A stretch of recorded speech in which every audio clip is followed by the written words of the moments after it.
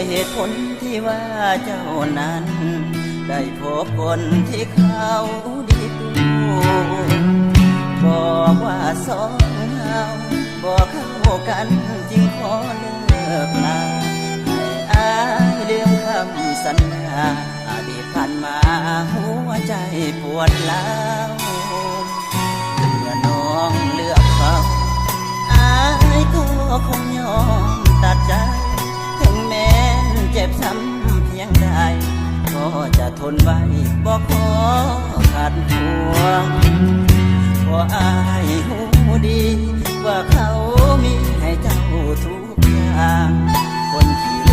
ดเด็ดจีนห่างคือไอ้นี้คง